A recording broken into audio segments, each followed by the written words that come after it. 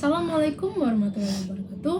Salam sejahtera bagi kita semua. Halo semuanya, perkenalkan nama saya Dita Fiana Felicia dengan NPM 2201008. Pada kesempatan mata kuliah hukum pajak kali ini, saya akan membahas topik penting dalam bidang perpajakan.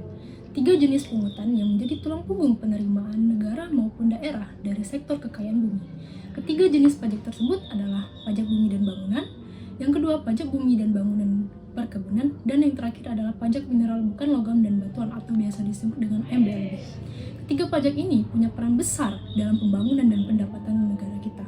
Nah, di video ini kita akan membahas pengertian, dasar hukum, subjek, dan objeknya secara ringkas dan jelas. Yuk, langsung kita mulai pembahasannya. Baiklah, pertama kita bahas dari sektor yang paling dekat dengan masyarakat, yaitu pajak bumi dan bangunan. Pajak ini mungkin sudah sering kita dengar karena hampir semua masyarakat membayarnya setiap tahun. PBB adalah pajak yang bersifat kebendaan atau objektif. Ahli hukum pajak terkemuka Indonesia, yaitu Profesor Dr. Rohmat Sumitro SH, dalam bukunya menegaskan bahwa pajak kebendaan adalah pajak yang terhutang ditentukan oleh keadaan objeknya, yaitu bumi dan bangunan itu sendiri. Keadaan subjek atau pemiliknya tidak ikut menentukan besarnya pajak, meskipun tetap diperhatikan dalam hal kemampuan bayar. Adapun dasar hukumnya, yang pertama, Undang-Undang Nomor 12 Tahun 1994 tentang Pajak Bumi dan Bangunan. Lalu diperkuat lagi dengan Undang-Undang Nomor 1 Tahun 2022 tentang hubungan keuangan antara pemerintah pusat dan pemerintah daerah, atau biasa disebut dengan Undang-Undang UU HKPD. Adapun subjek dan objeknya, yang pertama subjek pajaknya adalah orang pribadi atau badan yang mempunyai hak dan manfaat atas bumi dan bangunan itu sendiri. Sedangkan objek pajak ini adalah bumi atau bangunan yang dimiliki dan dimanfaatkan oleh orang pribadi atau badan. Contoh konkretnya dari pajak ini adalah rumah tinggal, apartemen, ruko, hingga gedung perkantoran. Namun, perlu dicatat, objek yang digunakan untuk melayani kepentingan umum dan tidak mencari keuntungan dikecualikan dari pajak ini. Berikut adalah tarif dan penerapannya. Berdasarkan Undang-Undang HKPD terbaru, tarif PBB P2 ditetapkan dengan peraturan daerah atau perda dengan batas paling tinggi atau 0,5%. Nilai yang menjadi dasar perhitungan adalah nilai jual objek pajak atau NJOP, dikurangi nilai jual objek pajak tidak kena pajak, atau bisa disebut NJOP TKP. Secara prinsip, pajak bumi dan bangunan di Indonesia terbagi menjadi 2 jenis. Yang pertama adalah PBB P2, yaitu perdesaan dan perkotaan, yang dikelola oleh pemerintah daerah, kabupaten atau kota. Dan yang kedua adalah PBB P3, yaitu perhutanan, perkebunan, dan pertambangan, yang dikelola oleh pemerintah pusat melalui Direktorat Jenderal Pajak. Sekarang, mari kita bahas PBB pusat yang lebih spesifik, khususnya itu pajak bumi dan bangunan perkebunan. Berbeda dengan PBB P2, jenis pajak ini dikelola oleh pemerintah pusat melalui Direktorat Jenderal Pajak.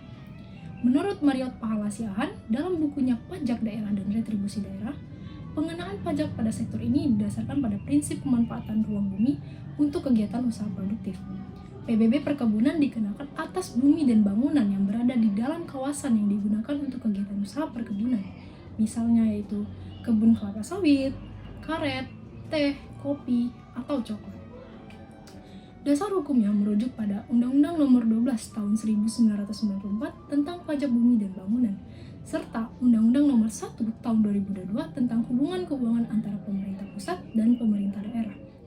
Adapun subjeknya, subjek pajaknya adalah orang pribadi atau badan perusahaan perkebunan atau pemegang hak atas kawasan yang mengelola lahan perkebunan. Objek pajak ini meliputi kawasan perkebunan yang diberikan hak guna usaha. Area ini dibagi menjadi 3. Yang pertama ada areal produktif, yaitu tanah yang sudah ditanami tanaman tua. Yang kedua, areal belum produktif, tanah yang belum ditanami atau sedang diolah. Dan yang terakhir itu ada areal emplacement, tanah yang digunakan untuk bangunan pendukung seperti kantor kebun atau pabrik pengolahan. Sebagai contoh, perusahaan kelapa sawit dengan lahan seluas 200 hektar di Bengkulu wajib membayar PBB perkebunan sesuai dengan nilai jual objek pajak atau NJOP yang telah ditetapkan pemerintah. Dan yang ketiga, kita bahas tentang pajak mineral bukan logam dan batuan atau sering disingkat dengan pajak MBLB. Dulu masyarakat mengenalnya dengan istilah pajak kalian C. Pajak MBLB didefinisikan sebagai pajak atas kegiatan pengambilan mineral bukan logam dan batuan, baik dari sumber alam di dalam dan atau permukaan bumi untuk dimanfaatkan. Hal ini sejalan dengan pandangan Dr. Haula Rosdiana yang menyatakan bahwa pajak daerah berbasis ekologi bertujuan mengendalikan eksternalitas negatif dari eksploitasi alam. Contohnya antara lain seperti pasir, tanah liat, batu kapur, granit, kerikil, dan marmer. Jadi, setiap orang atau perusahaan yang melakukan kegiatan pengambilan mineral tersebut wajib membayar pajak kepada pemerintah daerah. Adapun dasar hukumnya, sama seperti PBBP 2, pajak MBLB adalah kewenangan pemerintah kabupaten atau kota. Dasar hukumnya adalah Undang-Undang Nomor 1 Tahun 2022 tentang hubungan keuangan antara pemerintah pusat dan pemerintah daerah, atau biasa disingkat dengan UHKPD. Dan sebelumnya diatur dalam Undang-Undang Nomor 28 Tahun 2009 tentang pajak daerah dan retribusi daerah, serta diperkuat dengan peraturan daerah masing-masing wilayah. Adapun subjek pajaknya adalah orang pribadi atau badan yang melakukan pengambilan mineral dan batuan tersebut, sedangkan objek pajaknya spesifik, yaitu hasil atau kegiatan pengambilan mineral seperti asbes, batu kapur, batu apung, granit, pasir, kerikil, tanah liat, dan marmer. Penting dicatat, pengambilan yang dilakukan untuk keperluan rumah tangga dan tidak diperjualbelikan bukan merupakan objek pajak. Adapun tarif pajak MBLB ditetapkan oleh peraturan daerah masing-masing. Namun, Undang-Undang HKPD membatasi tarif paling tinggi sebesar 20%. Dasar pengenaan pajak adalah nilai jual hasil pengambilan MBLB yang dihitung dari volume hasil ambil dikalikan harga patokan atau harga besar pasar. Contohnya, perusahaan penambangan batu kapur di daerah yang harus membayar pajak MBLB ke pemerintah kabupaten tempat penambangan dilakukan.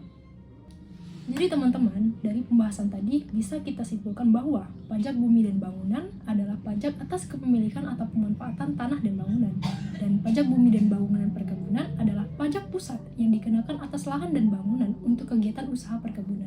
Sedangkan pajak mineral bukan logam dan batuan merupakan pajak daerah atas kegiatan pengambilan mineral dan batuan. Pajak MBLB merupakan instrumen vital bagi pendapatan asli daerah, kabupaten atau kota untuk membiayai pembangunan infrastruktur lokal. Sementara itu, PBB sektor perkebunan memberikan kontribusi bagi penerimaan negara secara nasional dari korporasi skala besar.